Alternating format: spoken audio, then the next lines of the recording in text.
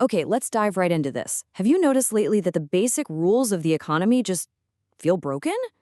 Like the traditional idea of working hard, saving up, and actually owning your life has quietly been replaced by something completely different? Well, welcome to The Explainer.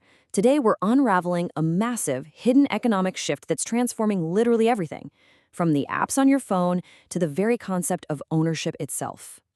Seriously, ask yourself this. Why on earth are we suddenly renting our heated car seats? It sounds absolutely ridiculous, right? You buy a car, the physical heating coils are already installed in the seats right there in your driveway, yet the manufacturer wants to charge you a monthly subscription just to turn them on. It's frustrating, it's weirdly common now, and honestly, it's the perfect clue to understanding a much darker macroeconomic mystery. Because it's not just car seats. This rental model is creeping into everything. We used to buy software on a disc. Now we rent it every single month. We used to own our favorite movies. Now we just pay streaming platforms forever. We're even seeing massive investment firms buy up physical farmland only to lease it right back to the very farmers who used to own it. We are rapidly entering this permanent middleman economy where you're constantly paying rent, basically just to exist. So, who actually murdered traditional capitalism? Well, the culprit actually has a name, and it's called techno-feudalism. You see, that old capitalist system, the one where businesses fought tooth and nail to make the best physical product to sell to you once, yeah, that system is practically dead. Techno-feudalism is this emerging economic system engineered by billionaires and massive investment firms. And under this new system, they literally do not care about traditional financial profit from selling you a good. Actually, scratch that. What they really prioritize is total market domination, the capture of your daily routines, and permanent rent extraction. Quite simply, they are building a world where they do not want us to own things, they want us to rent our lives from them. To put that into perspective, let's look at how things used to work. Traditional capitalism relied on what economists call the velocity of money. Picture a farmer paying a mechanic $50 for a repair, and then the mechanic turns around and uses that exact same $50 to buy crops from the farmer. The money moves, right? It creates wealth. Techno-feudalism is the exact opposite. It relies on stagnant capital. Wealth comes from holding on to assets forever, acting as an unavoidable middleman, and continuously extracting rent without actually creating any new value. Okay, to really wrap our heads around the massive scale of this shift, 123%. That is the current US debt to GDP ratio. It is the highest it has ever been. And in this incredibly bloated environment, private equity firms are totally changing the game. Instead of buying companies, fixing them up, and selling them back to the public market, they're just holding on to them. In fact, private equity holding times are the longest they have been in 20 years. They're keeping capital stagnant, sometimes even valuing and selling portfolio companies to themselves just to maintain complete, absolute control. And while their capital just sits there and grows through inflation, guess who takes the hit? We do. Let's look at purchasing power through a really relatable metric: cans of Coke Zero. Back in 2019, a full-time minimum wage worker effectively earned enough to buy over 43,000 cans a year. But by 2025, that dropped to just over 22,000. That is a 49% pay cut in everyday purchasing power. Meanwhile, giant, stagnant investment funds gained immense wealth during that exact same period without doing a single ounce of concrete labor. So you're probably wondering, how in the world do these middlemen manage to capture our markets so completely that we literally have no choice but to pay their rent? Well, they execute a ruthless, highly aggressive strategy known in the venture capital world as blitzscaling. Let's use Uber as a real-world example to walk through this timeline. Stage 1. They used billions in venture capital to heavily subsidize rides. They were intentionally losing money just to make it impossibly cheap for us. Stage 2. This artificially cheap service completely starves out and destroys the traditional taxi industry. And then, Stage 3. Once they've dominated the market and created a choke point where they're basically the only option in town, bam, they jack up the prices. In Uber's case, average ride prices rose 92% between 2018 and 2021. But what's truly terrifying is how this strategy builds total, unbreakable dependency. Take Amazon, for instance. They transitioned from being just a retailer to a massive digital gateway. And it's so incredibly effective that today, a staggering 99% of Amazon Prime members never even bother to compare prices with other retailers. 99%.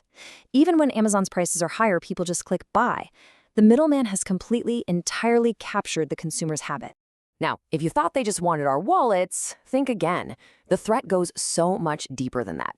We're shifting from physical economics right into digital psychology. These platforms are building what experts call a digital enclosure. They don't just want your money anymore. They want to harvest your daily routines, your social interactions, and your very creativity. This whole enclosure thing, it really boils down to labor. Traditional capitalism required concrete labor, physical tasks like making a latte or building a house, things that historically came with benefits and 401ks. Techno-feudalism, on the other hand, absolutely thrives on abstract labor. This is your intangible passion, your lived experience, your creativity. When you post a funny video or share a story online, the platforms harvest your abstract labor as free bait to keep other users enclosed, so they can just sell more targeted ads. And boy, do they take a massive cut of the value you create. For example, a middleman platform like TikTok takes up to a 15% commission on sales generated within its app. It's essentially a vacuum of an economy. You do all the creative work, you assume all the financial risk for your camera and your lighting, and the platform, they pay you literal pennies on the dollar while they rake in billions. Which brings us to the ultimate shiny new trap for capturing your routine: artificial intelligence. Bots like Amazon's Rufus, Google's Gemini, or Apple's Siri, they're not just cute little helpers. When you use them instead of doing your own independent research, you're freely handing these massive corporations the purest form of sentiment analysis. They use your data to build systems that actively influence your personal choices, subtly nudging you on what new hobbies to pick up, where you should vacation, or maybe even whether you should get married. Because at the end of the day, the manipulation of information in this techno-feudal system isn't just about figuring out how to sell you a monthly clothing subscription. It is about acquiring ideological power. Social media platforms and third-party news aggregators use AI to grade the content you see based entirely on engagement, not factuality. They are quite literally filtering our shared reality to align with the interests of the people who own the platforms. And we've actually already seen the extreme consequences of this digital enclosure in the real world. Think back to the Cambridge Analytica scandal. 87 million users were psychologically profiled without their consent. The data mined from their daily routines was used to deploy misinformation campaigns that influenced major, world-altering political events. This isn't a left-wing or a right-wing issue. It's just a stark, undeniable demonstration of how centralized information control can manipulate the democratic process itself. I know, hearing all this can feel incredibly daunting.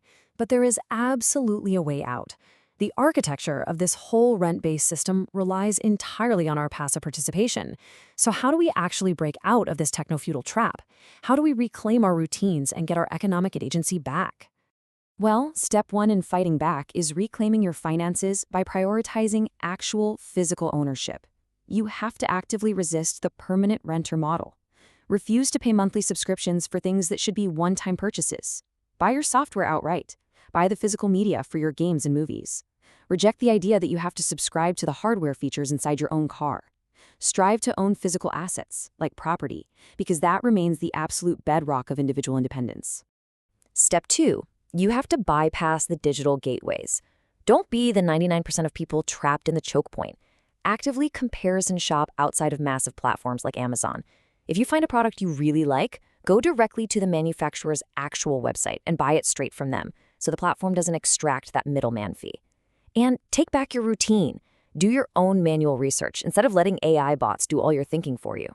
Because frankly, where you spend your money dictates the kind of world we live in and the labor you support. A traditional brick-and-mortar retailer like Kohl's employs roughly 96,000 people. That's supporting concrete labor with actual paychecks and benefits. On the flip side, a middleman dropshipping platform like Printify, which just extracts fees from creators and printers, employs only about 760 people. Vote with your wallet to support a real human workforce, not just a bunch of fintech algorithms. And finally, step three, we must reclaim control of the information we consume.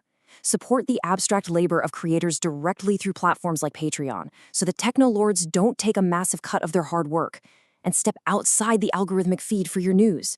Use tools like Ground News. It's an independent aggregator that actually shows you the ownership and political bias of the media you're reading.